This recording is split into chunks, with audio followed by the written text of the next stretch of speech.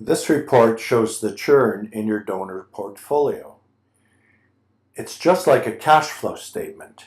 It shows the number of donors you had at the beginning of the year, how many you lost, how many renewed, how many are new.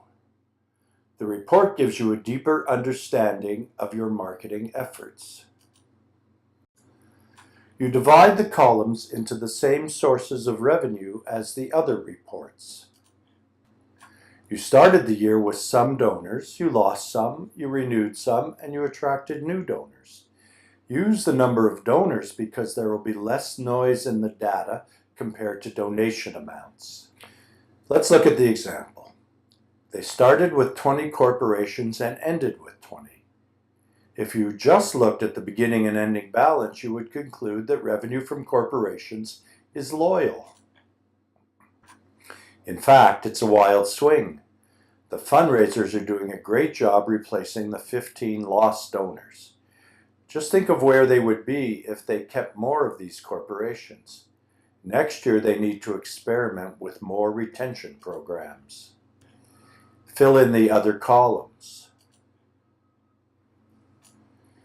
How do you evaluate? It is a judgment call. For retention of regular donors, a great renewal ratio might be 30 to 40%. For major donors, a great renewal ratio could be 80%.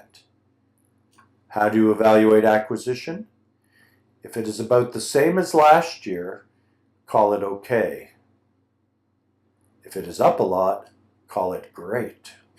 Evaluating your charity for the first time is hard. Once you have a few years of data that you can compare to, evaluating gets easier. What is the next step?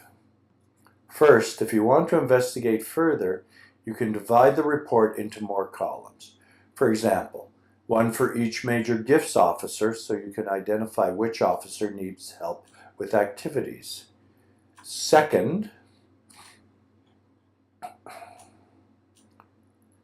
if you need to investigate why you are having either acquisition or retention problems, return to question number 4 in the self-audit.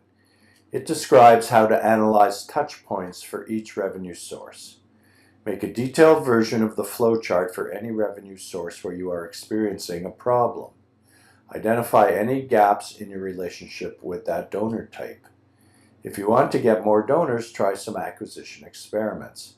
If you want to keep donors, try some retention experiments.